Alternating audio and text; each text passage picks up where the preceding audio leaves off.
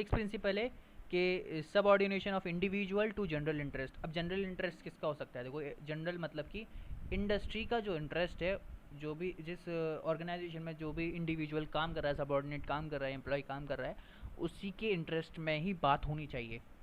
ठीक है, सिंपल सा ये बताता है ये वाला प्रिंसिपल। तो इसको ऐसा समझ सकते हो कि interest of enterprise is more important then interest of individuals. ठीक है, मतलब इंडिविजुअल्स के इंटरेस्ट को ना ध्यान में रखते हुए, मतलब मोर फोकस जो होना चाहिए वो इंटरप्राइज के इंटरेस्ट पर होना चाहिए कि वो उसका अल्टीमेट गोल क्या है। ठीक है, ये प्रिंसिपल जब कभी भी किसी भी इंडस्ट्री में अप्लाई होता है या बात रखी जाती है कि इंटरप्राइज के इंटरेस्ट ज़्यादा इंपॉर्टेंट है इंडिविजुअल के इंटरेस्ट से, ठीक है, तो तब हर बार दो तरीके बंदे आते हैं, एक दुखी राम आते हैं, एक सुखी राम आते हैं। ठीक है, दुखी राम वो हो जाते हैं कि भाई हमें अब इंडस्ट्री को पे ज़्यादा फोकस करना है। ठीक है, हम पे फोकस कम, मतलब इंडस्ट्री जो है वो हम पर फोकस कम कर रही है। ठीक है, कंपनी पे ज़्यादा।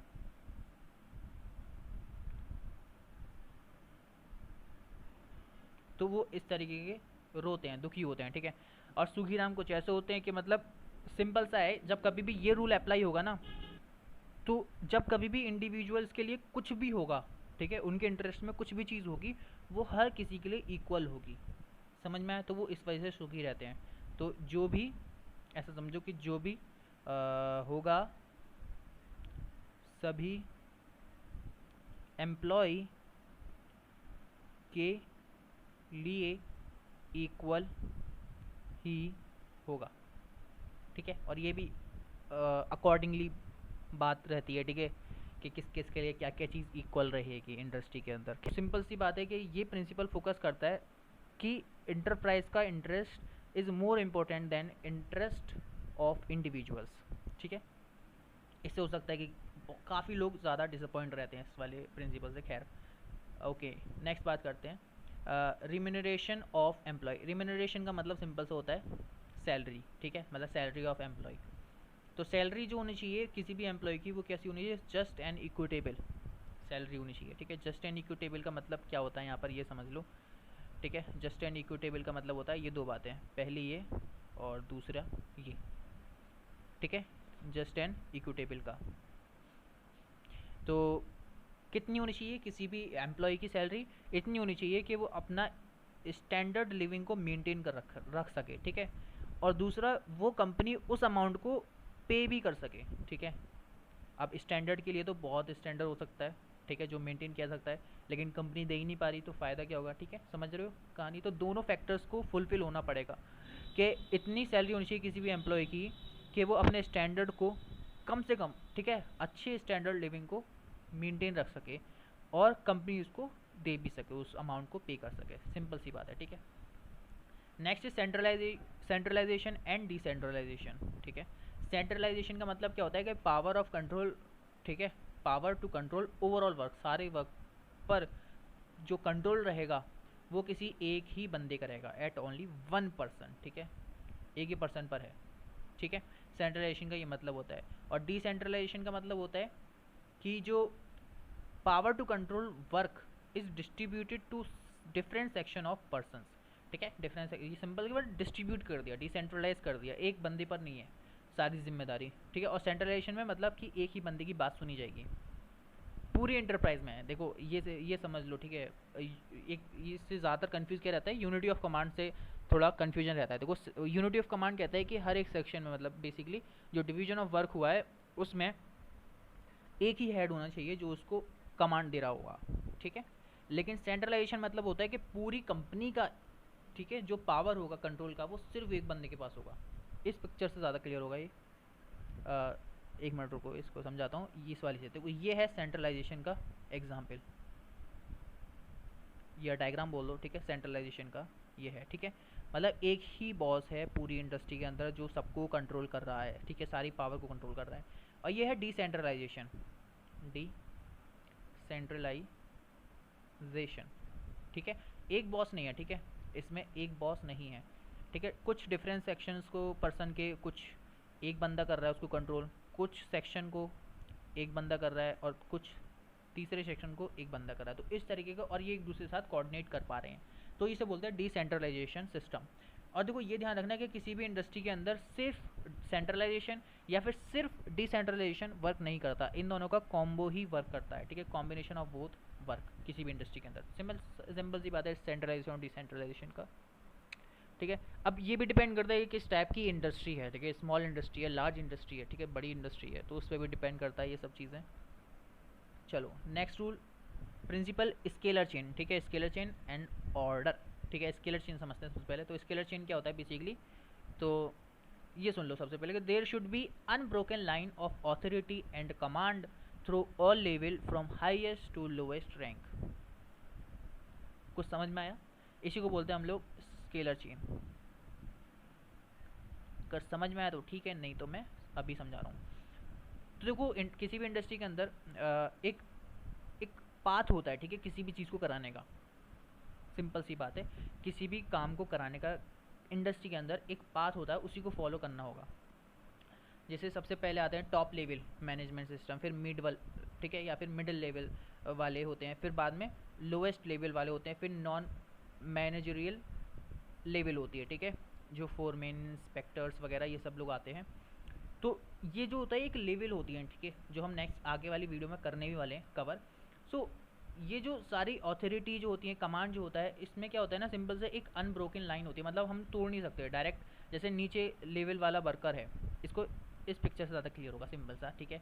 ये हमारा क्या है, हेड है, फिर यहाँ से दो लाइन्स आई, ठीक है, मतलब ये दो बंदे आए अलग जो कि कंट्रोल कर रहे हैं इस सेक्शन को, ठीक है, इन दोनों सेक्शन को, और ये कंट्रोल कर रहे हैं इन सेक्शन को, ठीक है। अगर बाई चांस सपोज करो कभी ऐसा रहता है कि इस डी वाले बंदे को ज़रूरत पड़ गई कि मैं ए वाले बंदे से बात करना है, ठीक है, या कोई लेटर है जो कि पहुंचाना है इसको, ठीक है, तो ये डायरेक्ट नहीं जाएगा इसके पास, नहीं, ठीक है, डायरेक्ट नहीं जाएगा।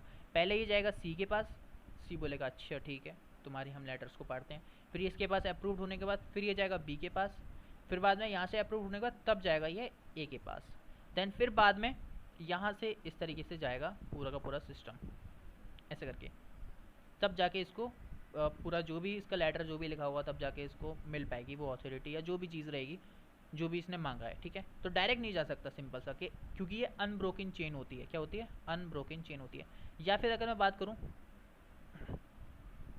कि इस डी वाले बंदे को बात करनी है इस एम वाले बंदे से, ठीक है, तो ऐसा नहीं जाएगा कि डायरेक्ट बात कर लेगा उसी, मतलब अगर हम दोनों, मतलब ये सपोज करो कि दोनों एक ही फ्लोर पर काम करते हैं, तो सोचा कि चलो आज मैं इसके पास जाके ये काम करवा लेता हूँ, नहीं, ये नहीं हो सकता, ठीक है। इसको पहले सी के पास, फिर बी के पास, फिर ए के पास, फिर ए से एल के पास, फिर एम के पास, समझ में आया, तब जाके ये इसकी अर्जी सुनेगा, समझ पाए, ठीक है। तो डी जो है वो फिर से दुखी राम है, बहुत दुखी हो रखे हैं, इनको बस काम करवाना है अपना, लेकिन वो नहीं हो पाएगा क्योंकि क्या है, स्केलर चेन का सिस्टम चलता है किसी भी इंडस्ट्री के अंदर, ठीक है, जिसको हम ब्रोक नहीं कर सकते।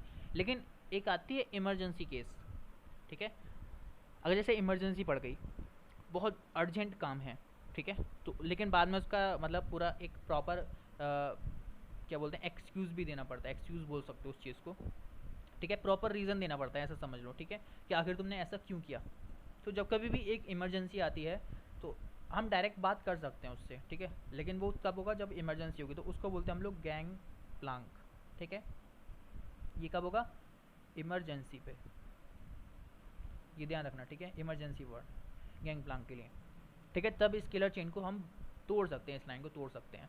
बट एक अथॉरिटी और कमांड की एक लेवल होती है जिसको हमें फॉलो ही करना होता है, ठीक है, उसको स्केलर चेन कहते हैं, ठीक है। अब आप सोच रहोगे ये वाली बात कि एक मिनट मैं बताता हूँ आपको, उससे ज़्यादा क्लियर होगा अगर मैं दिखा दूँ डायरेक्ट।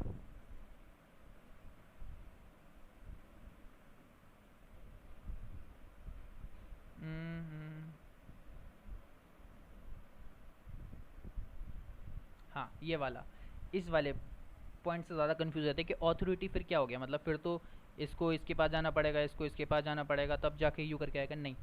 ऑथोरिटी का मतलब होता है कि तुमने कुछ पावर दी है पहले से ही, समझ रहे हो कहानी।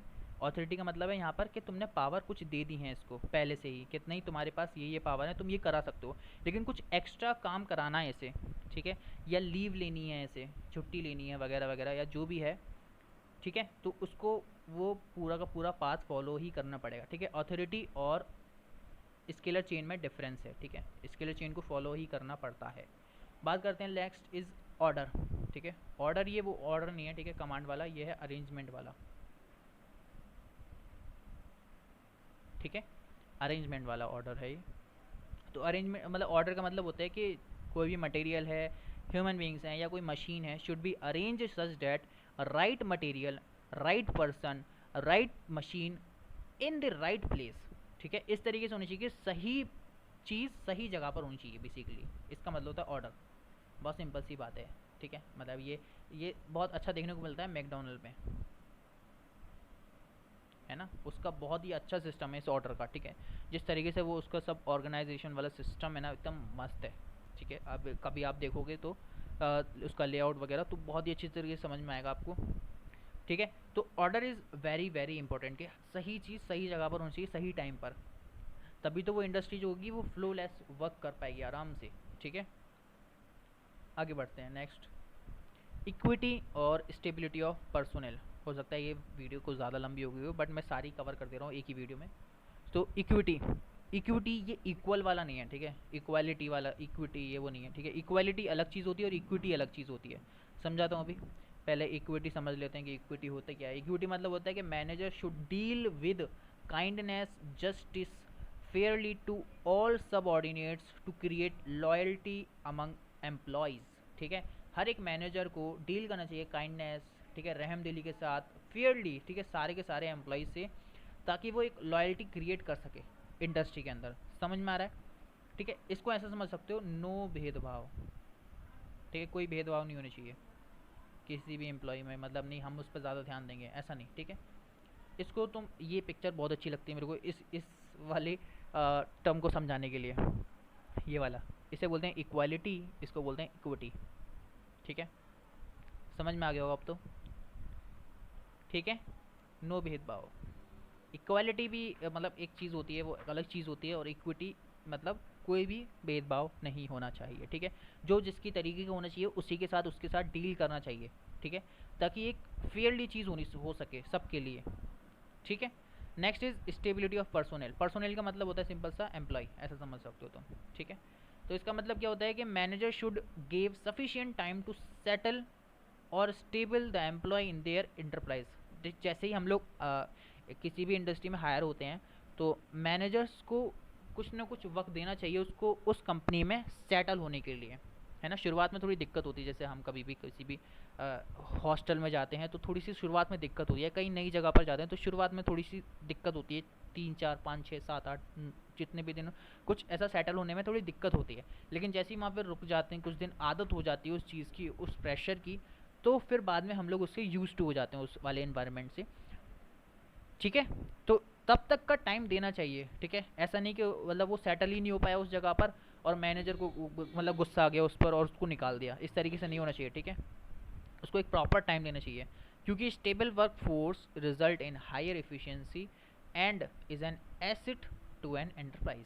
ठीक है, वो एम्प्लॉय एक एसेट बन सकता है एंटरप्राइज के लिए। ठीक है, काफ़ी अच्छा रिजल्ट हो सकता है एंटरप्राइज के लिए। ठीक है, मतलब ये बेसिकली समझा रहा है कि मतलब स्टेबल होने का वक्त देना चाहिए उस किसी मैनेजर को, उससे पहले से ढक्के मार के नहीं निकाल देना चाहिए अगर उससे कोई गलती हो जाए।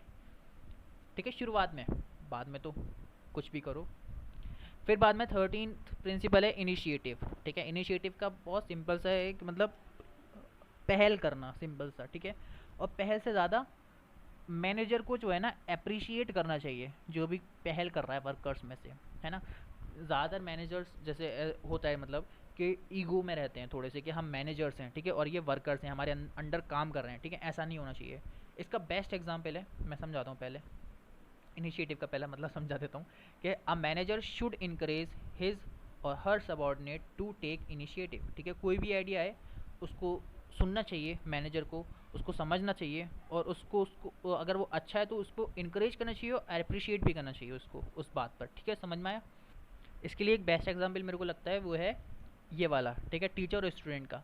ठीक है, आप जैसे टीचर पढ़ा रहा है और आप सुन रहे हो उसकी बात, और पढ़ाते पढ़ाते आपके दिमाग में एक आइडिया आता है कि इस तरीके से नहीं इस तरीके से हो सकता है क्या ये, तो आप खड़े होकर सवाल पूछते हो कि सर ऐसा हो सकता है क्या, और फिर बाद में टीचर उसको ना सुने और आपको कह दे चुप रहो, तुम चुपचाप से बैठ जाओ इस तरीके, और आपको डांट के बिठा दे, ठीक है, तो आप अगले दिन सवाल ही नहीं करोगे, ठीक है, चुपचाप बैठे रहोगे, ठीक है, अगर वो उसको अप्रिशिएट ना करे, इंकरेज ना करे, ठीक है, चाहे वो आइडिया चाहे कैसा भी हो, ठीक है, सुनना तो ज़रूरी है, ठीक है। खैर, तो ये एक बेस्ट एग्जांपल है। तो मैनेजर को ऐसा होना चाहिए कि वो अपने सबॉर्डिनेट्स की, एम्प्लॉयज़ की, वर्कर्स की बात को सुने, उसको इनकरेज करे, ठीक है, उसके आइडिया को अप्रिशिएट करे, ठीक है, सिंपल सी बात है। लास्ट है हमारा प्रिंसिपल, वो है एस्पिरेट द कॉर्प्स, ठीक है, इसको समझाया भी था पहले, ठीक है।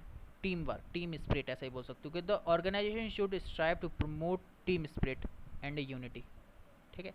इसमें कुछ ऐसा कुछ समझाने की बात है नहीं, टीम वर्क को उसे अप्रिशिएट करना चाहिए, लेकिन ये होगा कैसे टीम वर्क, ठीक है, हाउ, ठीक है। इसका बहुत ही आसान सा सॉल्यूशन है कि मैनेजर को है ना रिप्लेस करना है आई को वी से।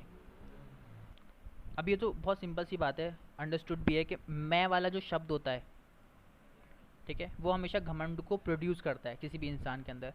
तो आई को रिप्लेस करना चाहिए हर एक मैनेजर को वी से, ठीक है, कि हमने करा, हमारी टीम ने करा, ठीक है, मैंने नहीं करा, हमारी टीम ने करा, इस तरीके से होना चाहिए, ठीक है। This is all about the team spirit, simple सी बात है, ठीक है, कि एक लीडर बनना चाहिए, ठीक है, सिंपल सी बात है, ठीक है। तो यहाँ से तुम्हारे ये कंप्लीट होते, समाप्त होते हैं, ठीक है, 14 प्रिंसिपल्स जो भी थे। अब क्या है, अब तो सिंपल सा आप इसको समझो और नोट करो, स्क्रीनशॉट लो, जो भी चाहो वो करो, ठीक है। यहाँ से क्लियर होता है ये वाला हमारा टॉपिक 14 प्रिंसिपल्स, ठीक है, हेनरीज फॉयल के साइंटिफिक मैनेजमेंट के लिए। खैर, अब नेक्स्ट हम बात करेंगे, वो आगे वीडियो आई जाएगी, तब हम उसमें देख लेंगे।